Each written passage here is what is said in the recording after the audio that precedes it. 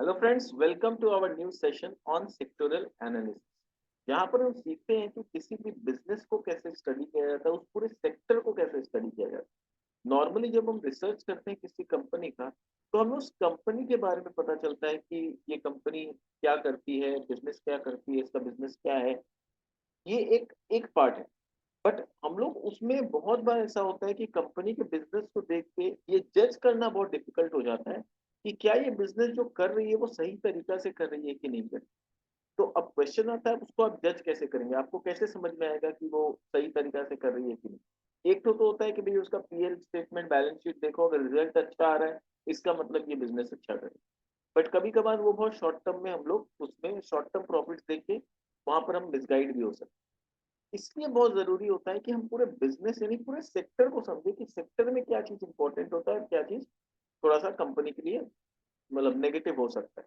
तो अगर आपको ये चीज समझ में आ जाएगा ना कि पूरा सेक्टर कैसे काम करता है, उसमें कौन से क्या क्या फैक्टर्स होते हैं जो कंपनी को, किसी भी कंपनी को अच्छा बनाते हैं, प्रॉफिटेबल बनाते हैं, और क्या क्या फैक्टर है जो उसको लॉस कर प्रोवाइड कर सकते हैं। तो हम लोग का एम ये पूरे सेशन से यही है कि हम लोग ये सीख सकें कि पूरा सेक्टर कैसे काम करता है, सेक्टर के लिए क्या चीज अच्छा होता है, क्या चीज बुरा होता है। तो वैसा जब आप सीख पाएंगे ना, तो फिर आप जब किसी इंडिविजुअल कंपनी को स्टडी करेंगे, उसके बिजनेस मॉडल को स्टडी करेंगे, तो आपके लिए आसान होगा ये जज कर पाना कि ये कंपनी जिस तरीका से बिजनेस कर रही है, आगे चल के ये कंपनी अच्छा करेगी या हो सकता है आगे चल के इसको तकलीफ।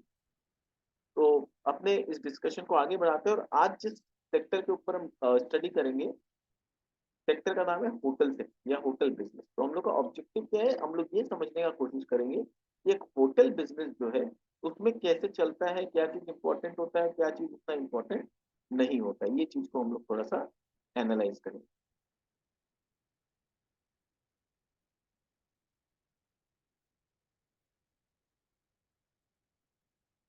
चलिए आगे बढ़ाते हैं अपने डिस्कशन को और समझते हैं कि होटल बिजनेस कैसे काम करता है। थोड़ा सा मैं इसको एडजस्ट करूँ, जस्ट सेकंड। चलिए अपने डिस्कशन को आगे बढ़ाते हैं।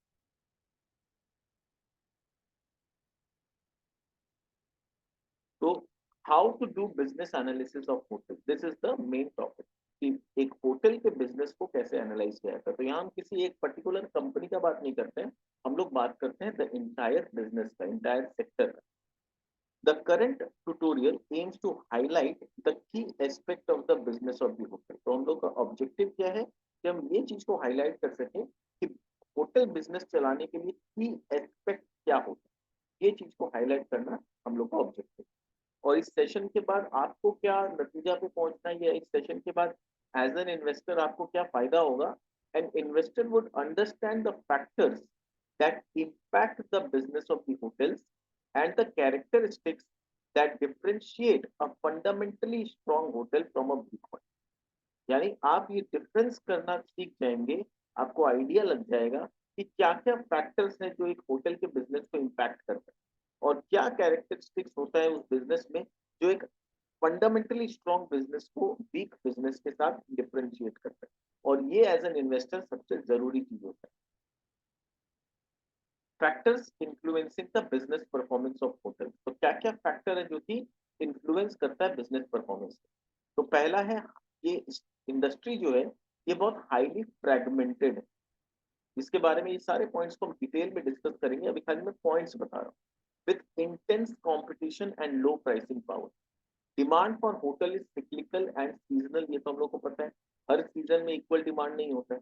नॉर्मली अगर आपका hotel for example hill station, तो हिल स्टेशन में जो सीजन होता है जब बर्फबारी होता है, वहां पर उस समय टूरिस्ट ज्यादा जाना पसंद करते हैं।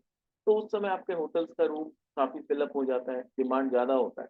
और ऑफ सीजन में उतना ज्यादा डिमांड नहीं होता है। हाईली कैपिटल इंटेंसिव बिजनेस होता है with a long gestation period. तो कैपिटल इंटेंसिव क्यों, क्योंकि होटल बनाने में करोड़ों रुपए का इन्वेस्टमेंट लगता है, और उसको रिटर्न को वापस पाने में थोड़ा सा टाइम लगता है, तो gestation period is quite long. Cash flow management बहुत साउंड होना चाहिए, क्योंकि आपका कुछ सीजन ऑफ सीजन होता है, और कुछ सीजन जो है जहाँ पर बिक्री या सेल्स या रेवेन्यू आप ज्यादा जनरेट कर पाते हैं। तो इसलिए मैनेजमेंट बहुत इंपॉर्टेंट है, क्योंकि जो खर्चा है ना, कैश आउटफ्लो जो है वो आपका 12 महीना लगता है। आपने जो एम्प्लॉय को अपॉइंट किया उसको आपको 12 महीना सैलरी देना है, बट जो रेवेन्यू कलेक्शन आता है वो 12 महीना उतना शिद्दत से नहीं आता है। कुछ ऑफ सीजन पीरियड होते हैं जहाँ रेवेन्यू ऑलमोस्ट बहुत कम आता है, और जो सीजन जो आता है तब आपका कलेक्शन बहुत अच्छा आता है, तो आपको उस कैश फ्लो को बहुत अच्छे से मैनेज करना होगा। फाइनेंशियली स्ट्रॉन्ग पेरेंटेज होना चाहिए, वो होने से बहुत एडवांटेज मिलता है, खास करके बुरे वक्त में अगर फाइनेंशियली स्ट्रॉन्ग पेरेंटेज हो तो वहाँ सपोर्ट मिल जाता है। फिर लार्ज स्केल ऑपरेशन अगर है तो उसका एडवांटेज मिलता है आपको, कैसे क्या वो हम लोग डिटेल में डिस्कस करेंगे। Strong brands matter in hotel industry, और होटल इंडस्ट्री में स्ट्रॉन्ग ब्रांड होना बहुत जरूरी है, क्योंकि बहुत बार कस्टमर ब्रांड को देख के भी आते हैं, तो ब्रांड होने से क्या आपको थोड़ा प्राइसिंग पावर भी मिलता है, तो that is an added advantage. अब एक एक करके पॉइंट्स को समझेंगे हम लोग डिटेल में कि ये जो कंपटीशन है वो किस तरह से ये बिजनेस में आता है। So hotel industry is highly fragmented as almost every city has numerous branded as well as unbranded family owned hotels. तो बहुत सारा सिटी है जहाँ पर आपको ब्रांडेड भी और अनब्रांडेड भी फैमिली ओन्ड होटल्स मिलेगा, यानी आपको ब्रांडेड होटल्स मिलेंगे, आपको अनब्रांडेड मिलेंगे, और फैमिली ओन्ड होटल्स भी आपको देखने मिलेगा। तो दैट इज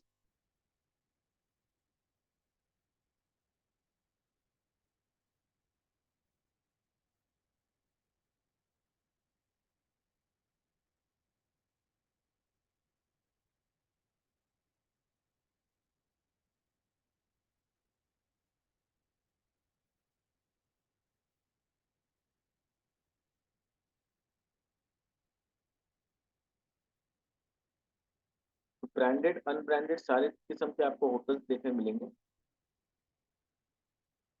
फिर दूसरा चीज है कि the industry has many hotels comprising international and Indian hotel chains as well as stand alone hotels. तो बहुत सारे होटल्स हैं जहाँ पर इंडस्ट्री में, वहां पर आपको इंटरनेशनल होटल्स भी मिलेंगे, ठीक है, वहां पर आपको इंडियन होटल्स भी मिलेगा, और होटल के जो चेन्स होते हैं जैसे ओयो होटल्स, ओयो जो है वो क्या करता है, हर होटल में जाके कुछ कुछ रूम्स अपने अंडर में कंट्रोल में ले लेता है, उसका पूरा मेंटेनेंस का काम करता है। तो ओयो का बहुत बड़ा चेन है। वैसे ही अगर हम देखें ताज होटल्स का बहुत बड़ा चेन है, आईटीसी के जो होटल्स है उसका अपना चेन है, कुछ स्टैंड अलोन होटल्स है जहाँ पर कि कोई प्राइवेट ओनर अपना कैपिटल लगा के एक होटल खड़ा किया है। तो इस तरह से बहुत इंडिया में आपको होटल मिलेगा, और यही कारण है कि ये इंडस्ट्री इतना ज्यादा फ्रेगमेंटेड है कि आपको कॉर्पोरेट लेवल पे भी मिलेगा, इंडिविजुअल पर्सन भी आपको होटल चलाता हुआ दिखेगा, eight the same time competition के लिए आपको बहुत सारे गेस्ट हाउसेस भी मिलेंगे। कि कोई आप हिल स्टेशन पे जाओ, बहुत सारे फैमिली ऐसा है जैसे उनका 2 तल्ला का अगर मान लो बिल्डिंग, तो फैमिली में कोई एजेड कपल है, वो नीचे ग्राउंड फ्लोर में रह रहा है, ऊपर का फर्स्ट और सेकंड फ्लोर को गेस्ट हाउस बनाते हैं, तो वहां पर आपको होटल में नहीं जाके आप इन गेस्ट हाउस में स्टे कर सकते हैं, आपका पैसा थोड़ा कम लगेगा। तो इस वे में क्या है, इंडस्ट्री बहुत फ्रेगमेंटेड है, और इस इन कारणों की वजह से कंपटीशन भी within India in the past, most of the supply of branded hotels was concentrated in higher luxury and premium sector. तो पहले क्या होता था, जो भी ब्रांडेड होटल्स इंडिया में थे वो बेसिकली हायर प्रीमियम और लग्जरी सेगमेंट में, यानी जहां पर एकदम 5 स्टार होटल में आपको जाना है, आप उतना पैसा देना अफोर्ड कर सकते हैं, तो आप इन ब्रांडेड होटल्स में जाके स्टे करते हैं। This was primarily because in the past, tourism spending was dominated primarily by the foreign tourists. तो इंडिया में पहले टूर का इतना कल्चर नहीं था, लोग इतना घूमने फिरने नहीं जाया करते थे, और मेनली जो टूरिज्म का कल्चर था वो फॉरेन टूरिस्ट इंडिया में आते थे घूमने घूमने के लिए, और उसी से होटल बिजनेस चलता था। तो प्रीमियम सेगमेंट उन्हीं के लिए बेसिकली बनाया गया था कि फॉरेन टूरिस्ट लोग आके यहाँ पर रुकेंगे, because they were the one who could afford to pay. However, in recent decades, domestic tourists have increased significantly. But आजकल का जो ये नया जनरेशन है ना, they believe in spending, they believe in touring. तो ये लोग स्पेंड करना चाहते हैं, ये लोग घूमना फिरना चाहते हैं, ये लोग आजादी से जीना चाहते हैं। तो इस वजह से क्या है, टूरिज्म इंडिया में काफी बड़ा है, डोमेस्टिक टूरिस्ट काफी बड़े हैं लास्ट 1 डिकेड, और उस वजह से होटल इंडस्ट्री को काफी फायदा मिला। As a result, most of the hotel brands have entered mid-range hotel as well. तो जितने भी बड़े बड़े ब्रांड्स जो लग्जरी ब्रांड्स थे, वो लोग अब मिड रेंज होटल में भी आ गए, क्योंकि वो लोग इंडियन पब्लिक को भी केटर करना चाहते हैं, but at the same time उनको पता है कि मैक्सिमम या majority of the Indian tourist can not afford to pay too high fee या too high rent for 1 day. Foreign tourist लोग से वो लोग एक दिन का 10,000 15,000 चार्ज कर लें, बट हम लोग सोचे एज अ मिडिल क्लास, हम लोग अगर कहीं घूमने गए हैं और एक दिन का 15,000 रुपया देना पड़े, तो हम लोग थोड़ा सा सोचते हैं कि नहीं भाई, 15,000 तो नहीं, एक दिन का 2,500 3,000 का कोई होटल मिले जहाँ सारा सुविधा भी हो और एट द सेम टाइम 2-2,500 3,000 तक तो हम लोग ठीक है, 15,000 एक दिन का नॉर्मली हम लोग नहीं देना चाहते, तो उसको बोलते हैं कि मिड रेंज होटल में आना। ये ज्यादातर जो ब्रांडेड होटल्स है वो लोग कोशिश करते हैं कि मिड रेंज होटल में आ जाए, कि लग्जरी हम लोग प्रोवाइड कर सके, कि अगर नॉर्मल होटल्स 2,500 3,000 चार्ज कर रहे हैं तो पब्लिक लग्जरी के लिए इनको शायद 5,000 6,000 रुपए तक दे देगा, उससे बेसी नॉर्मली देना पसंद नहीं करते।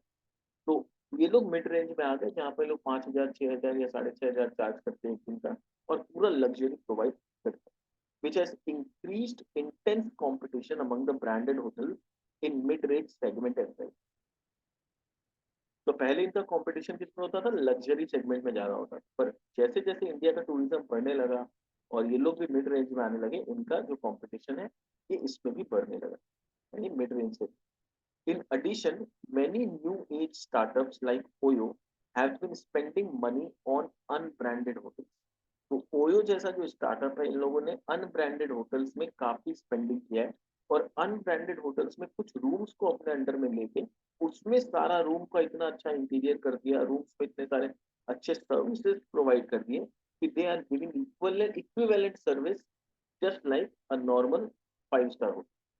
तो क्या होता है, लोग होटल में जाते हैं वहां पर ओयो रूम्स बुक करते हैं ना, वाई ओयो रूम्स, रूम्स इसलिए कि उस रूम में कुछ ऐसा फैसिलिटी और सर्विसेज आपको मिलेगा जो आपको उस होटल के बाकी रूम्स में नहीं मिलेगा, क्योंकि बाकी रूम्स उस प्रोप्राइटर के द्वारा मैनेज कर किया जा रहा है, बट ये ओयो रूम जो है ओयो कंपनी के द्वारा मैनेज किया जा रहा है, तो they provide all that extra facility जो आपको दूसरे रूम में शायद ना मिले।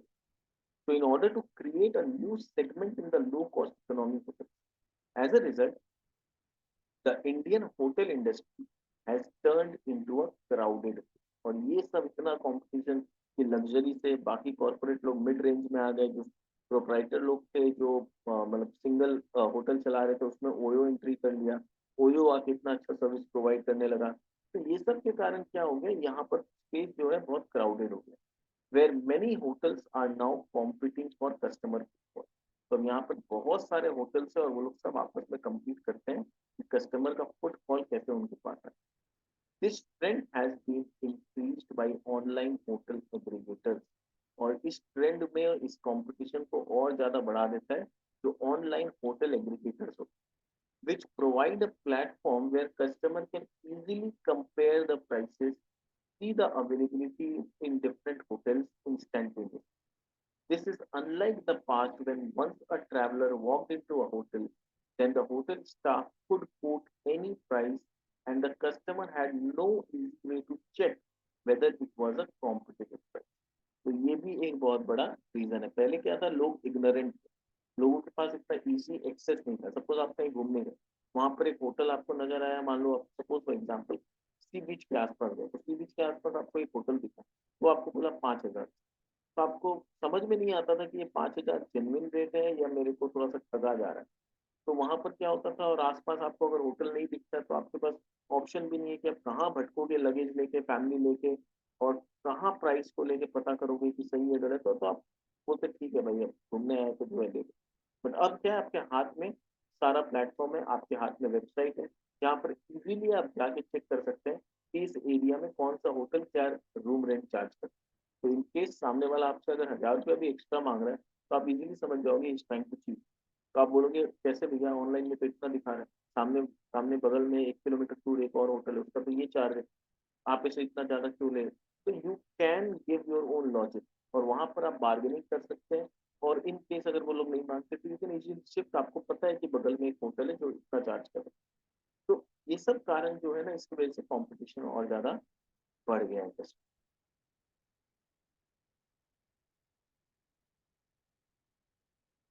अब आते हैं हम लोग का second point, demand for hotel is cyclical and seasonal. तो ये तो हम लोग ऑलरेडी समझते हैं कि होटल इंडस्ट्री में जो डिमांड है ये 12 महीना एक जैसा डिमांड नहीं रहता है, ये तो हम लोग सभी समझते हैं। तो इसको समझते हैं इससे बिजनेस पे क्या इम्पैक्ट आता है। The demand for hotel service comes primarily from the business travel and leisure travel. तो ये आपको समझना होगा कि होटल में जो भी डिमांड आता है ये 2 वजह से आता है। या तो हम लोग जब घूमने जाते हैं तब हम लोग होटल में स्टे करते हैं, या तो कोई बिजनेस के काम से अपने बाहर जा रहा है, या कोई इम्प्लॉई अपने सर्विस के काम से बाहर जा रहा है तो वो होटल में स्टे करता है। सपोज मेरे ऑफिस से अगर मुझे कहीं पर दूसरे जगह जाके 2 दिन का काम, मैं मीटिंग के लिए जा रहा हूँ, तो वहां पर मैं होटल में स्टे करूंगा, तो उसको बोलते हैं बिजनेस ट्रैवल। और अगर मैं अपने फैमिली के साथ घूमने के लिए जा रहा हूँ तो उसको बोलते हैं लेजर ट्रैवल। तो यही दो कारण से होटल में डिमांड क्रिएट है। Both these activities are highly dependent on the stage of general economic activity. और ये दोनों ही एक्टिविटी जो है ये किस पे डिपेंड करता है कि इकोनॉमी अच्छा कर रही है। देखिए, इकोनॉमी अगर अच्छा करेगा, बिजनेस में ग्रोथ होगा, तो ही बिजनेस ट्रैवल होगा, और बिजनेस ट्रैवल होगा तो होटल का डिमांड होगा। दूसरा, इकोनॉमी अच्छा करेगी, मुझे यानी हम जैसे लोगों को सैलरी अच्छा मिलेगा, तो ही हम फैमिली के साथ लेजर ट्रिप पे जाएंगे, और लेजर ट्रिप पे जब जाएंगे तो भी होटल का डिमांड होगा। तो अल्टीमेटली होटल का पूरा डिमांड किस पे डिपेंड करता है कि जनरल इकोनॉमिक कंडीशन उस देश का कैसा है, तो जनरल इकोनॉमिक एक्टिविटी कैसा चल रहा है। जैसे बीच में कोरोना जब आया था, पूरा लॉकडाउन लग गया था, तो सबसे ज्यादा जो नुकसान हुआ किसको हुआ? होटल बिजनेस को। क्योंकि कोरोना आने से लॉकडाउन जब लग गया, घूमना फिरना एकदम बंद हो गया, तो होटल वाज लाइक एम्प्टी, पूरा एम्प्टी, कोई नहीं रहता था होटल। तो होटल को मजबूरन में क्या करना पड़ा, अपने रूम्स को कोविड पेशेंट के लिए वो केयर सेंटर बनाना पड़ा कोविड पेशेंट। कुछ तो उनको धंधा ढूंढना पड़ेगा, कुछ तो रेवेन्यू का सोर्स ढूंढना पड़ेगा कि इतने सारे एम्प्लॉइज काम कर रहे हैं, उनको सैलरी देना पड़ रहा है, तो कहाँ से देंगे। तो वहां पर फिर लोगों ने डिसाइड किया कि चलो अपना रूम को कोविड पेशेंट केयर रूम बना देते। तो वहां पर वो लोग कोविड पेशेंट उसके रूम्स में आते थे और आराम से स्टे करते थे और वहां पर रहते थे। ठीक है, तो this is how they started to innovate. So during the boom phase of the economic cycle, companies increase spending on travel to grow business. तो कॉमन सेंस है, जब बूम फेज चलेगा इकोनॉमी में तो कंपनी अपना स्पेंडिंग बढ़ाएगी, travelling बढ़ाएगी, business को ग्रो करने के लिए अलग अलग जगह लोग ट्रैवल करेंगे। During the same period individual also have spare money to spend on leisure travel. और उसी समय इंडिविजुअल का अर्निंग भी जब अच्छा होगा, जॉब्स अच्छे मिलेंगे, सैलरी अच्छा मिलेगा, तो वो भी अपने फैमिली के साथ लेजर ट्रिप करेगा। Therefore, the demand for hotel increased sharply during the up cycle of the economy. तो जब भी इकोनॉमी अच्छा करेगी, इकोनॉमिक अच्छा करेगी, आपको कैसे पता चलेगा?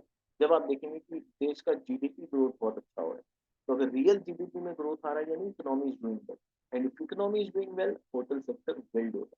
तो आपको समझ में आ रहा है कि कैसे हम लोग मैक्रो चीज को होटल के साथ कनेक्ट कर सकते हैं, होटल बिजनेस के साथ। तो यही चीज एक्चुअली सीखना है, और यही ऑब्जेक्टिव है इन सेशंस का, कि इंडिविजुअल कंपनी को तो ठीक है हम लोग देखते हैं, बट इंडिविजुअल कंपनी को देखने के बाद एक डिसीजन पे पहुंचना कि कब ये कंपनी का परफॉर्मेंस अच्छा हो सकता है, कहाँ पर इस कंपनी का परफॉर्मेंस डाउन हो सकता है, ये आपको तभी समझ में जाएगा जब आपको पूरे सेक्टर का नॉलेज होगा, आपको पूरे बिजनेस का नॉलेज होगा कि ये पूरा सेक्टर कैसे काम, and this will be very interesting. आपको बहुत कुछ सीखने मिलेगा।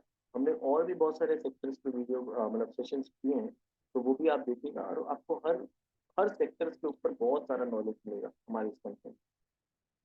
On the contrary, during the down cycle companies reduce travel spending. और जब डाउन साइकिल आता है, जैसे अभी फॉर एग्जांपल मैंने कोरोना का एग्जांपल दिया, that was one of the biggest example of down cycle ना। पूरा लॉकडाउन लग गया, काम धाम बंद पड़ा हुआ, तो कंपनी अपना ट्रैवलिंग कट डाउन कर, और कर नहीं भी करना, और कोरोना में तो ऐसा था कि मजबूरन में कट डाउन करना पड़ा। Simultaneously, individuals reduce their leisure travels as the growth prospects are affected. तो जब भी डाउन साइकिल आता है तो बहुत सारे लोगों का नौकरी चला जाता है, बहुत सारे लोगों को नौकरी से निकाल दिया जाता है। तो भाई अभी तो खाने का नहीं हो रहा है, नौकरी नहीं बच पा रहे हैं, तो घूमने कौन जाएगा? It's common sense. Therefore, the demand for hotel services increases and decreases in alternate periods, bringing in the cyclicality in their performance. तो जैसे जैसे इकोनॉमी ग्रो करेगा, होटल बिजनेस ग्रो करेगा। अगर इकोनॉमी डाउन होता है तो होटल बिजनेस भी डाउन होगा। The cyclicality in the demand for hotel services leads to similar variability in the financial performance of the hotel company. तो जैसा cyclicality डिमांड में आएगा होटल बिजनेस में, ऑब्वियसली उनका फाइनेंशियल परफॉर्मेंस वैसा ही शो करेगा। It brings significant volatility in the revenues and profits of the hotel, which increases the underlying risk। और यही सबसे बड़ा अंडरलाइन रिस्क होता है होटल बिजनेस का, कि इकोनॉमी अच्छा करेगा तो नंबर्स अच्छे आएंगे, इकोनॉमी खराब होगा तो नंबर्स बुरे आएंगे। और यही कारण है कि जल्दी से होटल सेक्टर क्या होता है, लॉन्ग टर्म इन्वेस्टमेंट के लिए जनरली नहीं माना जाता, क्योंकि बिजनेस सिक्लिकल।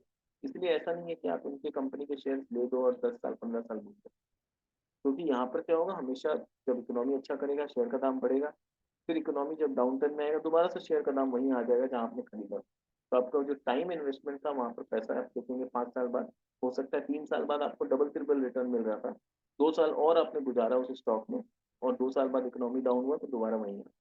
तो ये सिक्लिकल स्टॉक में क्या होता है, this is good for trading perspective, not but not from very long investment.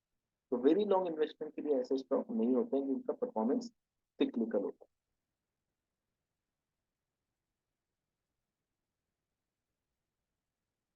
Apart from cyclicality in the performance, which follows the boom and bust phase of the economy over many years, the hotel industry also witnessed seasonality within the year.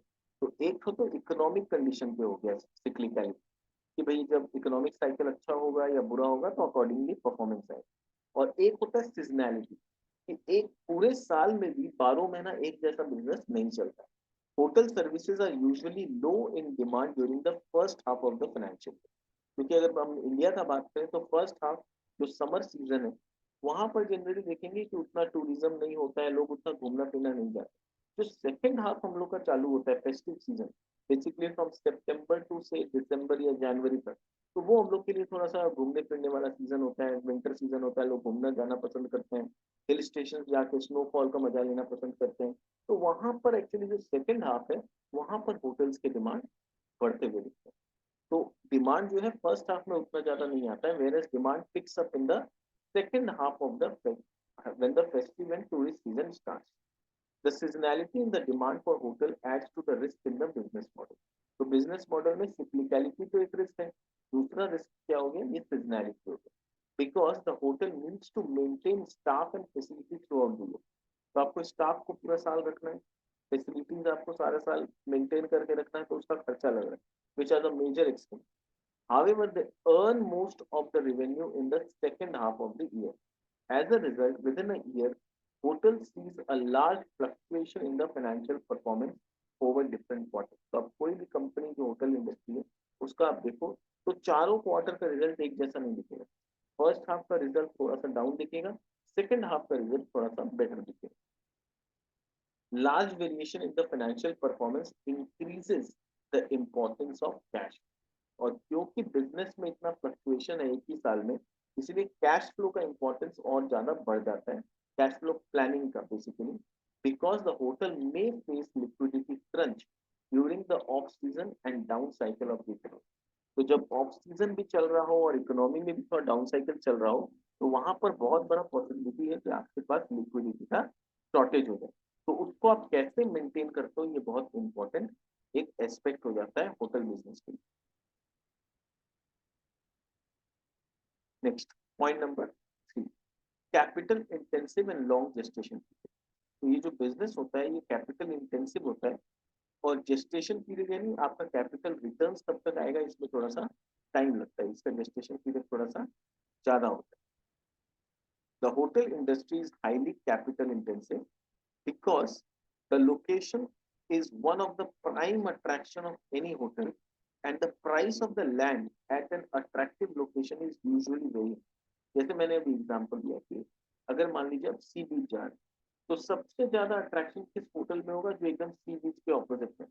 मान लीजिए वहां सी बीच है और सी बीच के बगल में ही मेरा hotel, तो लोग ज्यादातर लोग वहीं पर आके स्टे करना पसंद करेंगे, भले ही उसके लिए 1000-2000 बेसिक देना पड़े तो ठीक है, बट वो चाहेंगे कि एकदम सी बीच के बगल में मेरा रूम हो जहाँ पर पूरा दिन भर सी बीच को एंजॉय कर।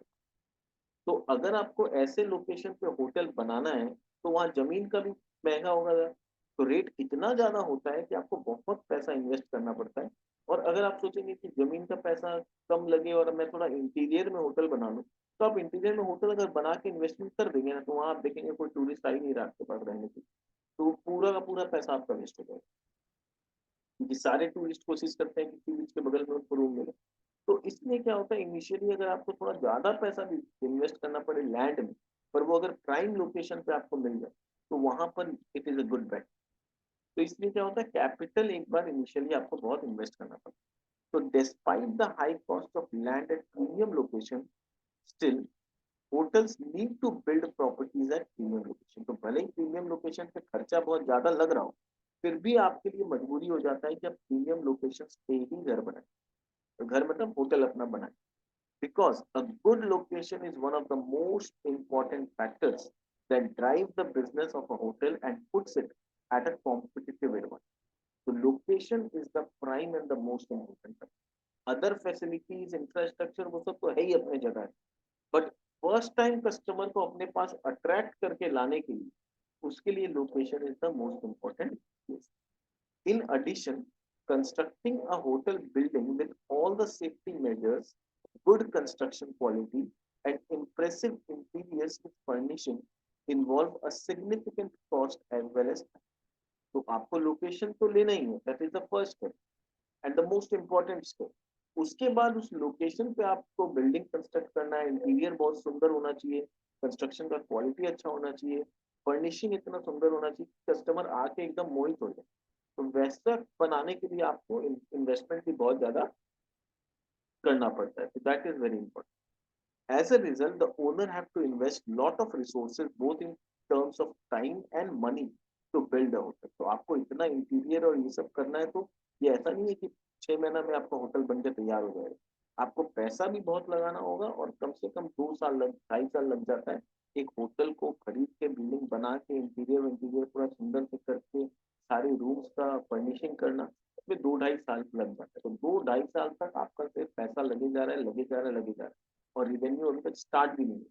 तो इसलिए बोलते हैं कि यहाँ जेस्टेशन पीरियड बहुत हाई होता है.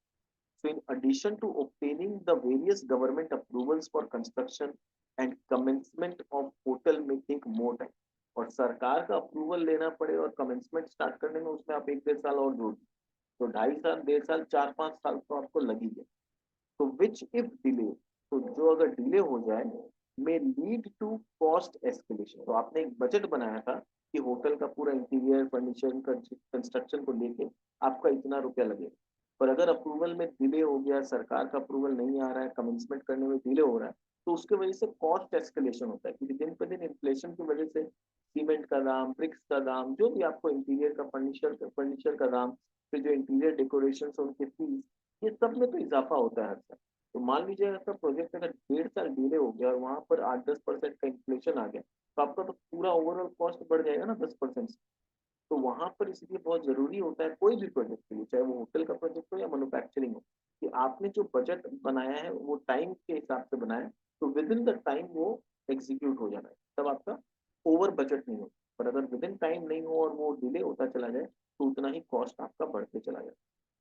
तो overall it may take about 4 to 6 years to build hotel. तो जैसे मैंने बताया 4 साल तो आपका मिनिमम लग जाता है सरकार का अप्रूवल और ये सब लेके, और अगर थोड़ा और डिले हो जाए तो 5-6 साल तक लग जाता है एक होटल को बनाने में.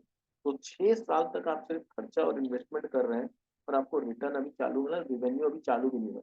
और रिवेन्यू चालू भी हो जाएगा तो ऐसा नहीं कि फर्स्ट ईयर में ही आपका सारा रिटर्न आ गया जितना आपने इन्वेस्टमेंट किया. वो इन्वेस्टमेंट का रिटर्न आने में भी 5-7 साल लग ही जाएगा. As it take many years to build and make a hotel ready for operations, therefore the industry faces an additional problem. New hotels are planned during the boom phase when the demand is high. तो ये एक बहुत बड़ा paradox तो नहीं बोलेंगे, but एक अजीब सा सिचुएशन है. आप जब बूम फेज होता है ना, जब इंडस्ट्री बहुत अच्छा कर रही होती है, डिमांड बहुत अच्छा होता है, तब सब कुछ सोचता है अरे वाह, होटल बिजनेस में तो बहुत पैसा है, बहुत कमाई है, चलो हम भी होटल बिजनेस स्टार्ट करते हैं. तो वो लोग अपना इन्वेस्टमेंट लेके आते हैं, बैंक से लोन लेते हैं, जैसे भी पैसा का अरेंज करके जमीन खरीदते हैं, कंस्ट्रक्शन चालू करते हैं. कंस्ट्रक्शन खत्म होने में, बिजनेस को चालू होते होते 4 साल 5 साल लग जाता है, 6 साल लग जाता है. तो 5 साल के बाद जब आपका होटल रेडी हुआ, अचानक से आप देखोगे जो उस समय बूम फेज था ना इकोनॉमी का, अब जब आपका होटल स्टार्ट हुआ वो बियर फेज में आ गया इकोनॉमी. तो आपका एक तो 5 साल आपका प्रोजेक्ट में लग गया, 5 साल के बाद जब आपने स्टार्ट भी किया धंधा, तो वहां पर इकोनॉमी जो है वो बियर फेज में चला गया. तो वहां पर अगेन अब रिवेन्यू उतना नहीं आएगा. तो ये सब बहुत बड़ा चैलेंजेस है इस इंडस्ट्री. ठीक है. when the demand is high, however by the time the hotel is ready, जो मैंने बताया, जब तक होटल रेडी होता है after few years, the economic cycle may have turned and entered in the burst phase. तो हो जाता है कि जब तक आपका होटल चालू हुआ, इकोनॉमिक डाउनवर्ड चला है. Therefore it usually happens that the new hotel projects announced under the economic upcycle gets completed during the down cycle and add an additional supply of rooms when the industry is already suffering from the from the demand. तो एक तरफ तो industry already demand के shortage से सफर कर रही है, आपका होटल चालू होने के बाद सप्लाई और ज्यादा बढ़ गया, एंड नॉर्मल इकोनॉमिक्स में हम सब जानते हैं कि डिमांड अगर कम हो और सप्लाई बढ़ जाए तो प्राइसेस पे कितना बड़ा इम्पैक्ट आता है, और बिजनेस पे ओवरऑल प्रॉफिटेबिलिटी पे कितना बड़ा इम्पैक्ट आता है। तो ये एक प्रॉब्लम जनरली इस इंडस्ट्री में देखने को मिलता है।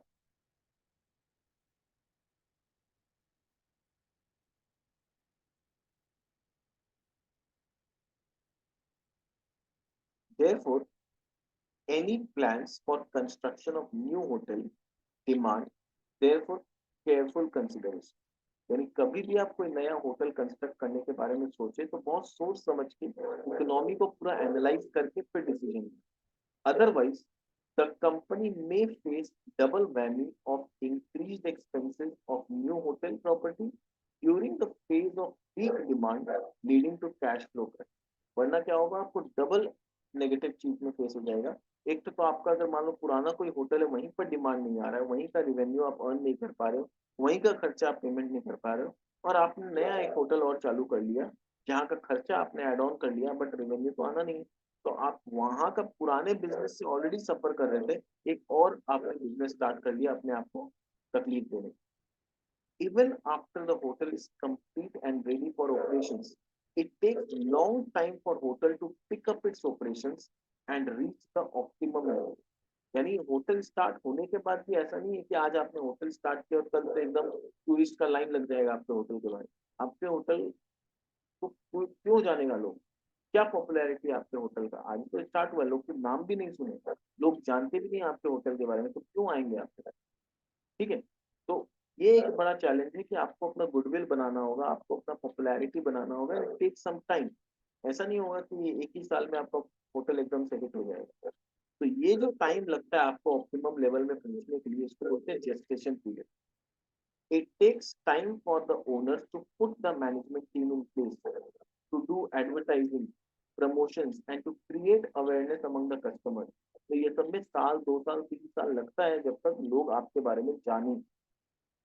It is only after many years of operations that the hotel is able to build good brand awareness via online reviews, word of mouth appreciation। यानी लोग ऑनलाइन में जाके बोले हाँ मैं इस होटल में गया था, बहुत अच्छा फैसिलिटी है, कि लोग वर्ड ऑफ माउथ बोले कि अगर आप वहां जा रहे हैं तो इस होटल में रुकना, बहुत अच्छा होटल है। तो धीरे धीरे इस तरह से आपका पॉपुलैरिटी बढ़ता है। ऐसा नहीं है कि आज अपने होटल होटल तो बहुत जन का है, लोग आप ही के होटल में क्यों आएंगे। तो ये चीज का गुडविल बनने में इट टेक्स 5 to 10 years। तो 5 साल आपको लग गया होटल बना के रेडी करने में, 5 साल आपको लग गया अपने होटल का गुडविल बनाने में। तो 10 साल तो समझ लीजिए आपका एवरेज चला गया, जहाँ आप बेसिकली अपने पॉकेट से पैसा भर रहे हो, अभी तक शायद आप प्रॉफिटेबल जोन में पहुंचे भी नहीं। Moreover, even after a hotel is complete, its capital requirement does not reduce। और होटल कंप्लीट होने के बाद भी ऐसा नहीं है कि अब आपको कोई कैपिटल एक्सपेंडिचर नहीं लगेगा। It is because hotel requires regular maintenance and major renovations after few years। तो हर 3 साल 4 साल के बाद आपको मेजर रेनोवेशन करते रहना पड़ेगा, क्योंकि आपको अपने होटल का गेटअप रेगुलरली चेंज करते रहना पड़ेगा। आप टूरिस्ट मान लो अगर आ रहा है, एक बार आपके होटल में आया, 2 बार आया, तीसरी बार वो बोर हो जाएगा अगर सब कुछ सेम है। पर उसको लगना चाहिए कि हाँ होटल में कुछ नया डेकोरेशन हुआ है, कुछ नया इंटीरियर हुआ है, कुछ नया एड ऑन हुआ है फैसिलिटी, तब वो बार बार रिपीटेडली आपके होटल में आए। वरना क्या होगा, वो एक बार 2 बार आएगा, तीसरी बार देखा चलो दूसरी जगह ट्राई करते हैं, इसका तो ठीक है देखा वही। ठीक है ना, तो इसलिए आपको रेगुलर बेसिस पे रेनोवेशन करते रहना पड़ता है। Therefore, the constructing a hotel and running it and maintaining it is highly capital demanding activity। This is especially true for the owner-operator model, where the same entity owns and operates the hotel।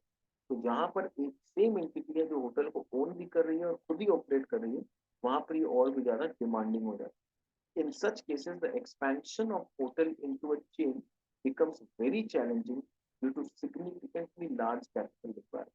क्योंकि capital requirement इतना ज्यादा बढ़ जाता है कि आप एक hotel को मैनेज करना डिफिकल्ट हो रहा है। आप कहाँ से चेन ऑफ होटल बनाओगे, कहाँ से इतना पैसा लाओगे कि आप मान लो, अगर मान लीजिए आपने 20 होटल चालू कर, तो 20 होटल मतलब 20 गुना ज्यादा खर्चा।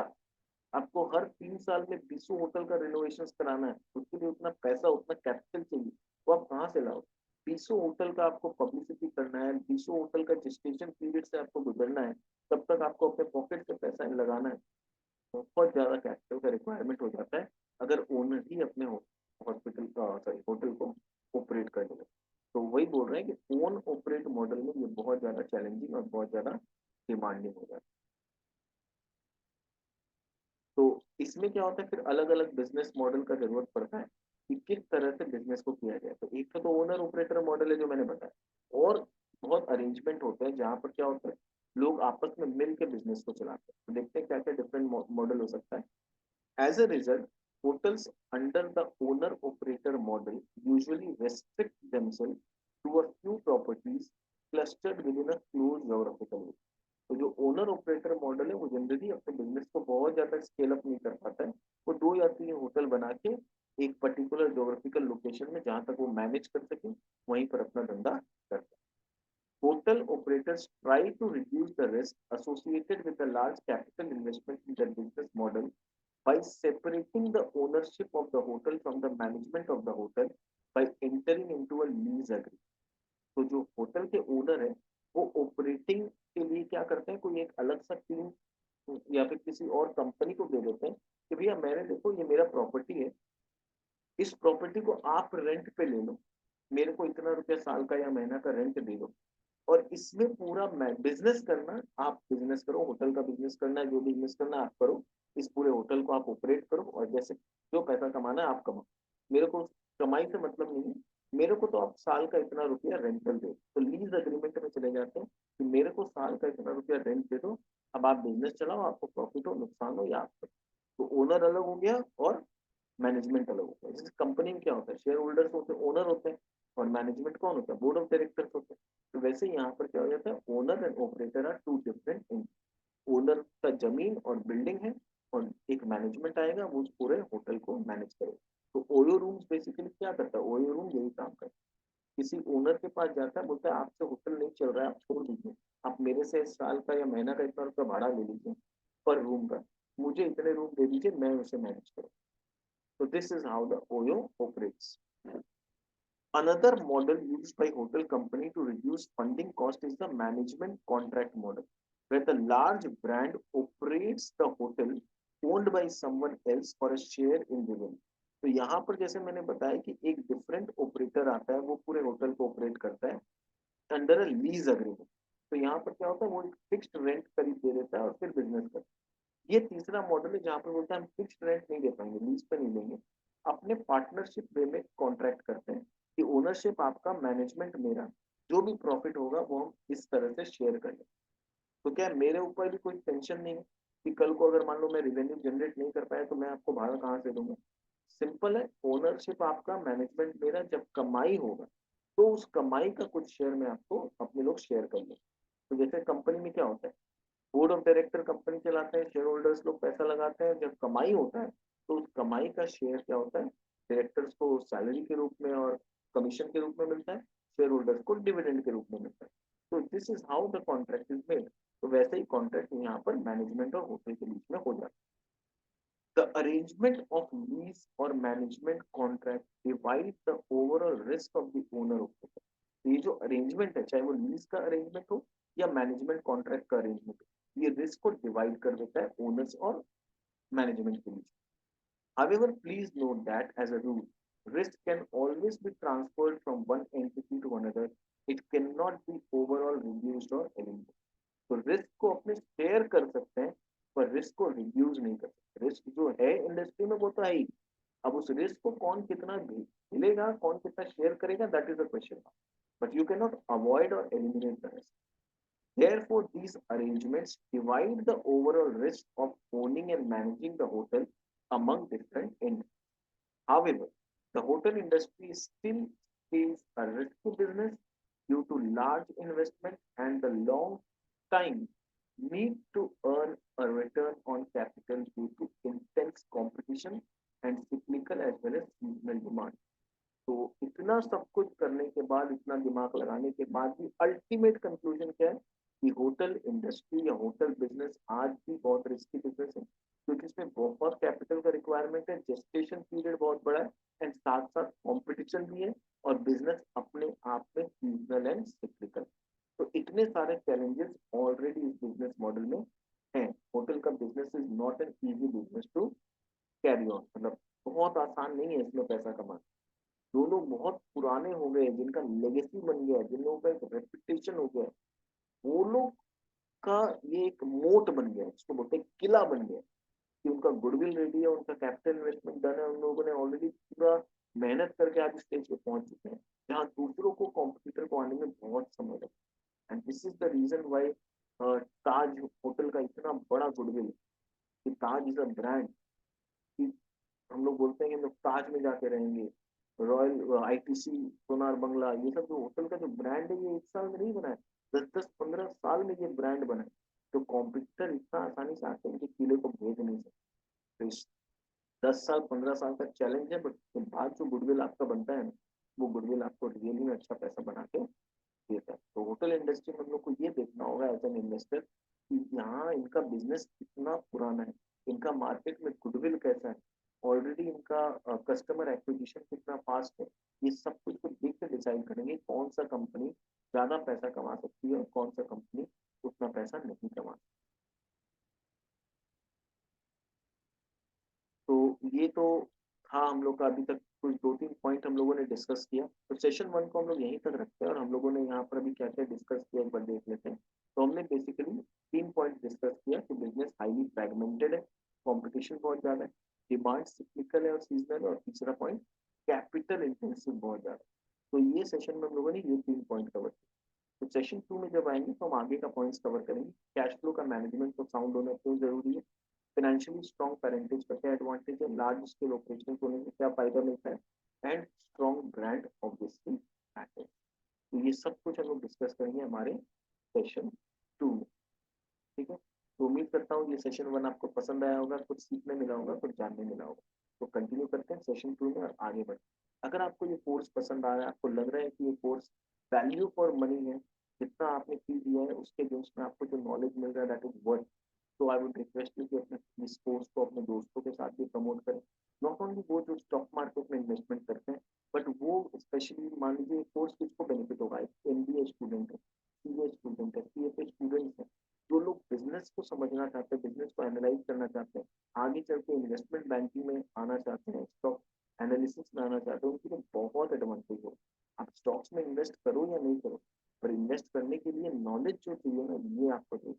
तो आप स्टॉक मार्केट में जो लोग इन्वेस्टर है उनको तो रिकमेंड जरूर करिए।